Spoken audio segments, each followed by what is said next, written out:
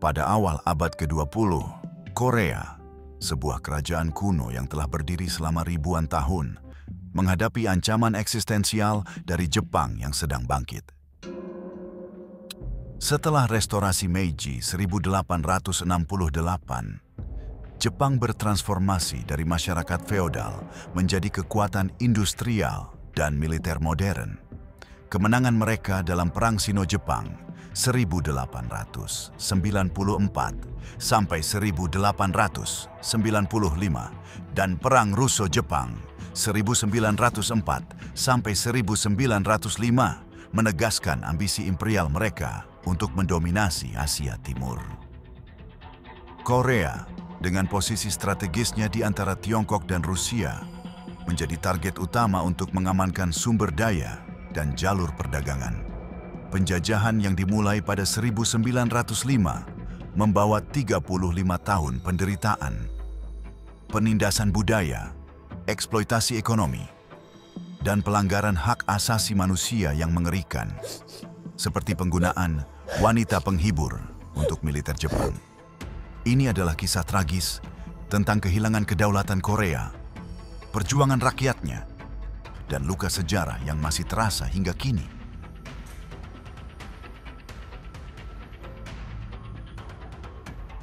Pada akhir abad ke-19, dinasti Joseon yang telah memerintah Korea selama 5 abad berada di ambang kehancuran. Korupsi di kalangan bangsawan, ketimpangan sosial, dan pajak yang memberatkan memicu kemarahan rakyat yang memuncak dalam pemberontakan Donghak 1894. Pemberontakan ini yang dipimpin oleh petani dan menuntut reformasi agraria melemahkan pemerintahan Joseon. Sementara itu, Tiongkok yang lama menganggap Korea sebagai negara vasal bersaing dengan Rusia dan Jepang untuk menguasai semenanjung ini. Perang Sino-Jepang 1894 sampai 1895 menghasilkan perjanjian Shimonoseki yang memaksa Tiongkok melepaskan pengaruhnya atas Korea. Pada 1905, kemenangan Jepang atas Rusia melalui perjanjian Portsmouth memberi mereka keunggulan strategis. Korea yang terisolasi dan tidak memiliki angkatan bersenjata modern menjadi mangsa ambisi imperial Jepang yang melihat semenanjung ini sebagai batu loncatan untuk ekspansi ke Manchuria dan Asia Tenggara.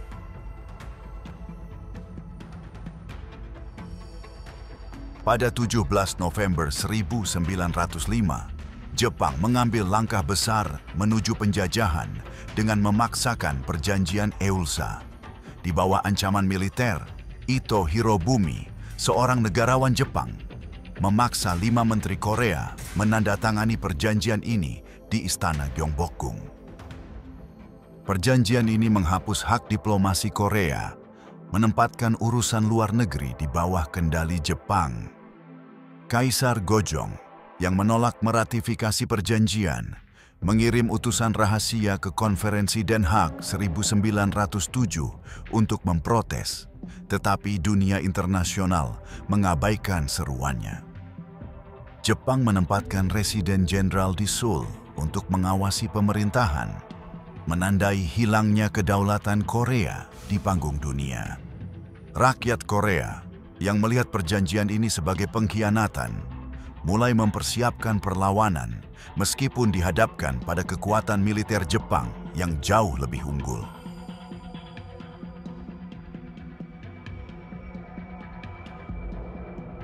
Rakyat Korea menolak tunduk pada penjajahan. Setelah perjanjian Eulsa, gerakan Uibyong atau Tentara Keadilan muncul di seluruh negeri.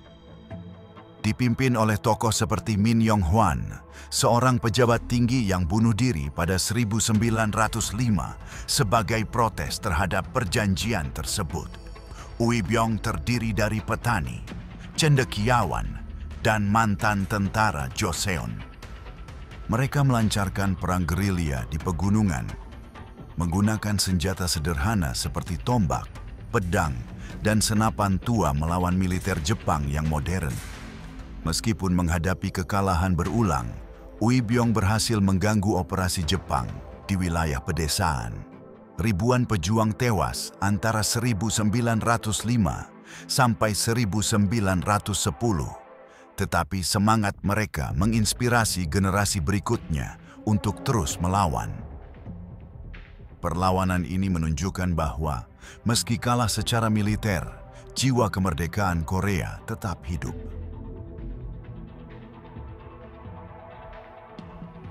Pada 22 Agustus 1910, Jepang menyelesaikan ambisinya dengan perjanjian aneksi, mencaplok Korea secara penuh. Kaisar Sunjong dipaksa turun takhta, mengakhiri dinasti Joseon yang telah berkuasa selama lebih dari 500 tahun. Korea resmi menjadi Chosen, sebuah koloni kekaisaran Jepang. Bendera Taeguki, simbol kebanggaan nasional, dilarang dan digantikan oleh bendera Jepang. Gubernur Jenderal Jepang yang berbasis di Seoul memerintah dengan otoritas absolut, mengawasi setiap aspek kehidupan, dari pemerintahan hingga ekonomi. Rakyat Korea menjadi warga kelas 2 di tanah mereka sendiri, menghadapi diskriminasi, pemaksaan kerja, dan penghapusan identitas budaya mereka. Aneksi ini menjadi titik awal dari penindasan sistematis yang akan berlangsung selama 35 tahun.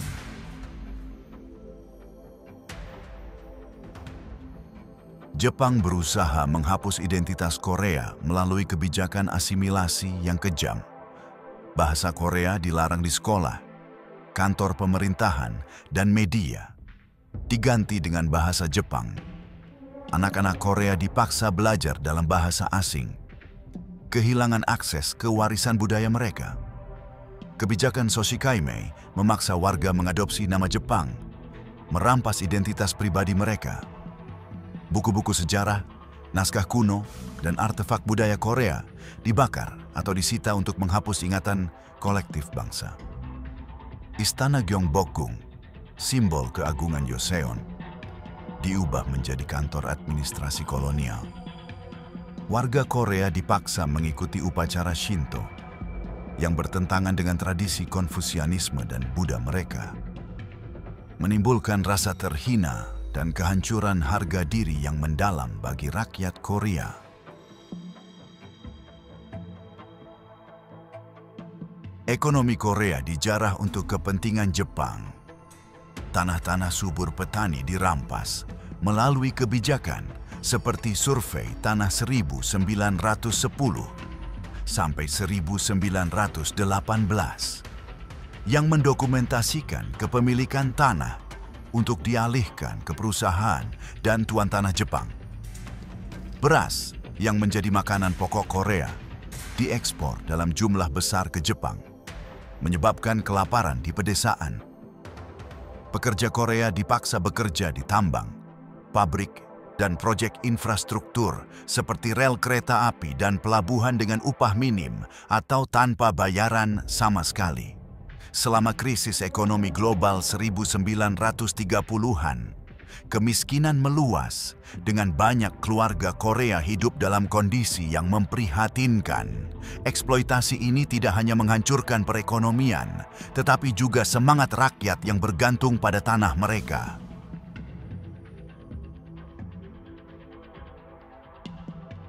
Pada 1 Maret 1919, rakyat Korea melancarkan gerakan 1 Maret. Protes damai terbesar melawan penjajahan. Sekitar 2 juta warga, dari petani hingga pelajar, turun ke jalan di seluruh negeri, membacakan deklarasi kemerdekaan di Pagoda Park, Seoul. Protes ini dipicu oleh kematian Kaisar Gojong, yang banyak diyakini diracuni oleh Jepang. Pemimpin seperti Yu Guan-sun, seorang pelajar berusia 16 tahun, menjadi simbol perlawanan dengan menyebarkan semangat kemerdekaan meski akhirnya disiksa hingga mati. Jepang menanggapi dengan kekerasan brutal, menewaskan sekitar 7.000 demonstran dan menangkap 46.000 lainnya. meski tidak berhasil membebaskan Korea. Gerakan ini menarik perhatian dunia dan memperkuat semangat perjuangan nasionalis Korea, termasuk pemerintahan sementara di Shanghai. Penjajahan Jepang ditandai dengan pelanggaran hak asasi manusia yang mengerikan. Mulai 1930-an, ribuan wanita Korea, sebagian besar remaja, dipaksa menjadi wanita penghibur. Budak seks untuk militer Jepang di stasiun penghibur di seluruh Asia.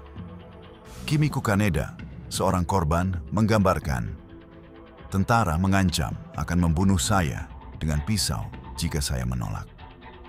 Banyak wanita diculik atau ditipu dengan janji pekerjaan hanya untuk menghadapi kekerasan dan penyakit.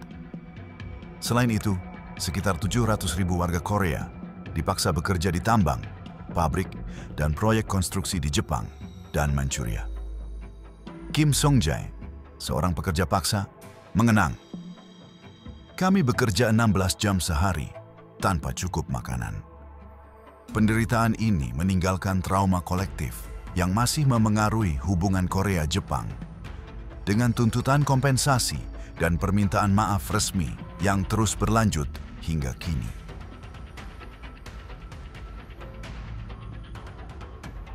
Penjajahan Jepang berakhir pada 9 September 1945 setelah kekalahan mereka di Perang Dunia Kedua. Perlawanan Uibyong, Gerakan 1 Maret, dan ketahanan rakyat Korea menjadi fondasi kemerdekaan yang diraih dengan penuh pengorbanan. Korea kini bangkit sebagai negara modern yang dinamis, dengan ekonomi dan budaya yang mendunia. Namun, luka penjajahan, dari penghapusan identitas budaya hingga kekejaman terhadap wanita penghibur dan pekerja paksa, tetap ada dalam ingatan kolektif bangsa.